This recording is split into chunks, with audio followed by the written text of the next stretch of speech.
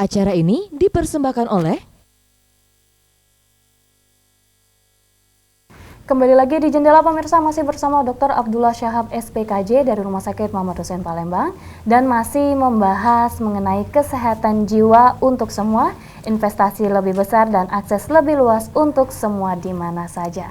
Dan untuk pemirsa yang ingin berinteraktif bisa di 0711364666 atau di 364111. Baik dokter, kita lanjutkan kembali ini dokter ya. Berbicara tentang kesehatan jiwa ini sendiri ya dokter, seberapa penting ini dokter investasi kesehatan jiwa? Ya, kalau kita bilang seberapa penting, sangat penting, sangat penting sekali. Tidak ada tubuh yang sehat tanpa jiwa yang sehat. Ya, dulu kan ada slogan dalam tubuh yang sehat terdapat jiwa yang sehat. Ya, sekarang kita lihat orang-orang dengan gangguan jiwa berat, badannya sehat-sehat ya, badannya keker-keker, tapi jiwanya terganggu. Jadi betul-betul kesehatan jiwa itu sangat penting, sangat penting. Artinya sehat fisik dan sehat jiwa.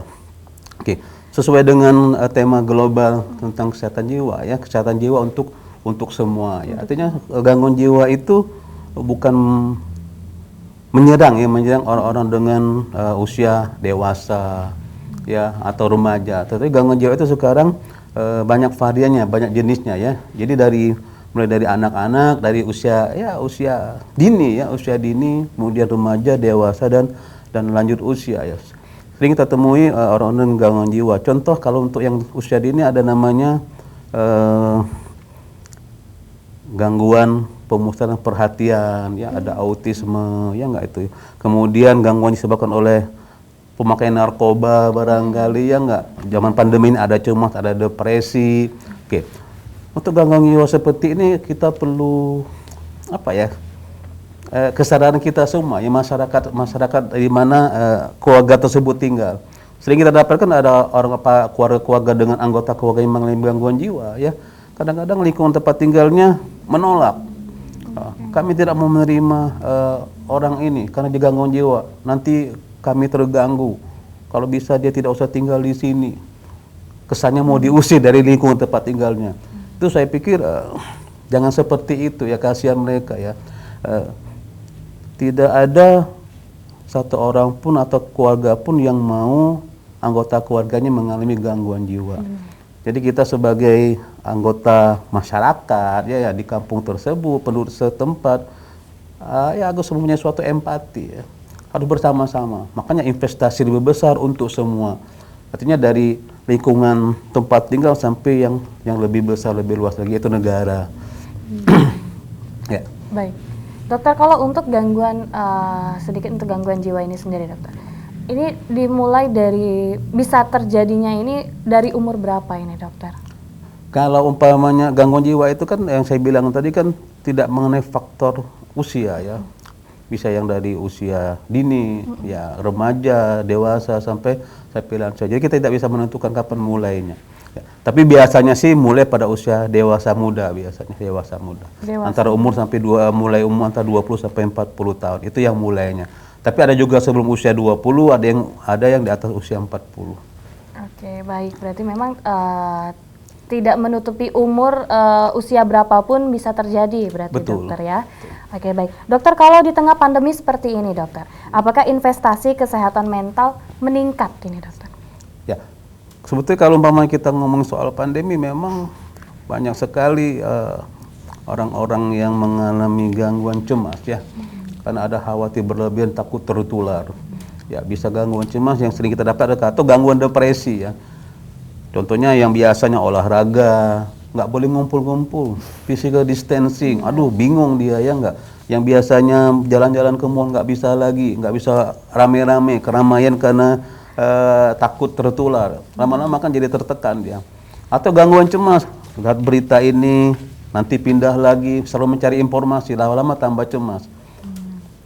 Kadang-kadang ketemu ada satu pasien yang tidak mau duduk di tempat yang telah diduduki oleh orang lain karena khawatir. Jangan-jangan tempat duduk tadi sudah ada virus coronanya. Jadi dia berdiri saja lama. Itu salah satu gejala-gejala karena khawatir dan cemas yang berlebihan. Kalau udah berlebihan ya itu sangat mengganggu. Oke, berarti paranoid ini dokter ya? Iya, ke arah sana barangkali seperti itu ya. Ketakutan tersendiri nanti takutnya mengakibatkan kesehatan jiwanya dan mentalnya ini terganggu ya Iya. dokter ya. Karena memang pandemi seperti ini banyak orang ini ketakutan semua ini dokter. Iya. Mau keluar takut, kemana-mana takut, akhirnya di dalam rumah sendiri Iya. stres Takut ini dia. dokter. Sebetulnya yang baik adalah kita ikuti anjuran pemerintah ya. Iya. Kita ikuti protokol kesehatan yang telah disampaikan oleh pemerintah.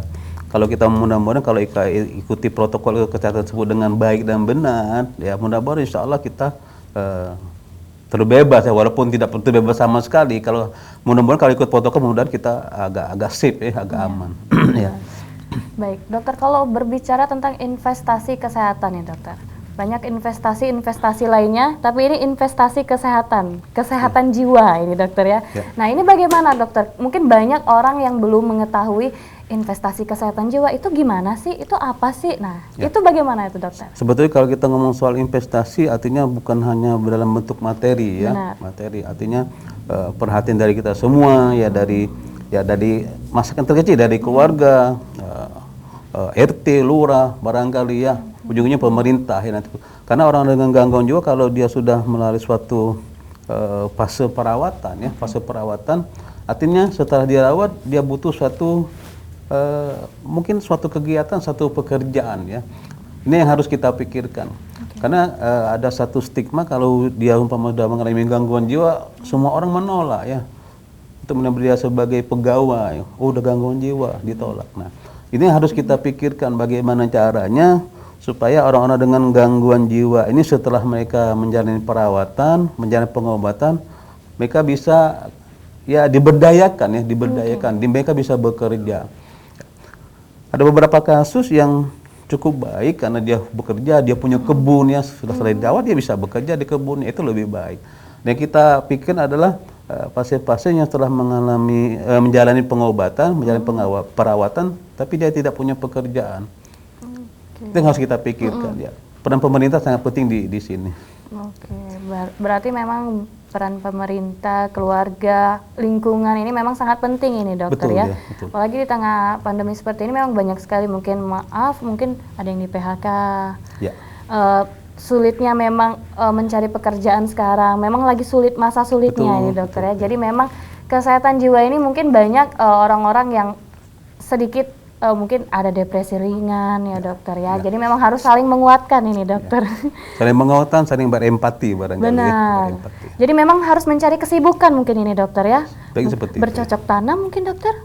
Boleh. Bisa melakukan kegiatan ya dokter ya, daripada berdiam saja di rumah ini. Baik dokter, kalau untuk tadi sempat dokter bilang bahwa ada di lingkungannya ini yang mengganggu karena gangguan jiwa ini dokter ya. Kalau untuk sampai mau diusir ya dokter ya. Nah ini bagaimana dokter untuk kasus seperti ini sendiri? Banyak orang yang mungkin keluarga menerima tapi lingkungan tidak menerima, itu bagaimana dok? Ya. Ini gampang-gampang susah. Di satu sisi kan saya sampaikan di awal tadi bahwa tidak ada seorang pun yang ingin anggota keluarganya atau dia sendiri mengalami gangguan jiwa. Ya enggak. Hal-hal inilah yang harus ada empati, ada perhatian dari lingkungan tempat tinggal si pasien ini ya enggak. Jangan sampai pas pasiennya ada pasien gaduh gelisah kemudian mau diusir. Tambah tertekan dia ya, tambah tertekan. Di satu sisi dia ingin dibantu bagaimana caranya supaya si sakit ini, si pasien ini cepat-cepat diobati supaya dia cepat mendapatkan akses pelayanan.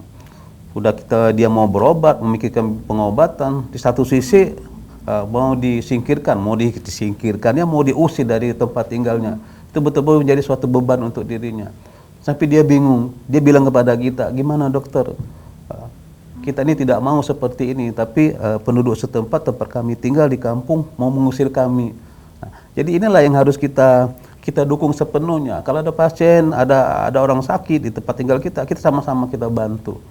Kita tolong mereka, kita bawa dia ke rumah sakit, kita support mereka.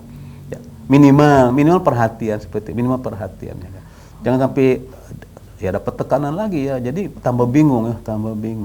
Oke, berarti memang tidak dilepas ini dokter ya. Yeah. Berarti dari pihak dokter maupun rumah sakit pun memang menganjurkan untuk mungkin dipindahkan dulu ke rumah sakit, mungkin setelah lebih tenang baru akan dikembalikan lagi ke keluarga, dokter? Ya, seperti itu. Biasanya kalau sudah selesai perawatan, ada perbaikan, sudah stabil, sudah terkontrol, gejala-gejala gangguan jiwanya sudah menghilang, ya biasanya pasien kita kembalikan pada keluarga. Ya. Dan kita anjurkan ya harus makan obat teratur ya, kontrol teratur dan makan obat teratur. Oke, Ya. baik. Sedikit ini dokter, kalau untuk manfaat investasi kesehatan jiwa ini ya dokter, Betul, ya. itu bagaimana ini dokter manfaatnya? Manfaatnya sangat besar sekali. Karena kita tahu yang saya sampaikan bahwa orang-orang dengan gangguan jiwa usianya adalah usia produktif ya. Ya, usia produktif, usia antara 20 sampai 40 tahun. Ini betul-betul kalau umpamanya banyak anggota masyarakat yang usia tersebut mengalami gangguan jiwa, maka secara hitung ekonomi ya itu sangat mengganggu stabilitas ekonomi. Ya, yang tidak bekerja, yang tidak mampu bekerja. Ini yang saya bilang investasi tadi ya, supaya apakah ada suatu usaha dari pemerintah membangun pusat rehabilitasi barangkali ya enggak. Setelah pasiennya bagus, terkontrol baik, mungkin dia dapat bekerja di satu tempat yang disediakan ya. Bisa pabrik apa saja supaya dia bisa bekerja, dia bisa beraktivitas. Mungkin dapat gaji juga barangkali ya. Seperti itu. Investasinya cukup besar memang. Baik, berarti memang investasi ini memang manfaatnya banyak sekali ya dokter. Betul, ya. Jadi memang kita harus menjaga kesehatan ini. Betul. Jangan sampai di tengah pandemi seperti ini kita ikut terganggu juga ini dokter. Betul. Ya. Baik dokter, nanti kita akan lanjutkan kembali dokter. Ya. Dan untuk pemirsa di rumah yang ingin berinteraktif bisa di 07113646666 atau di 364111. Kami akan kembali tetap di Jendela.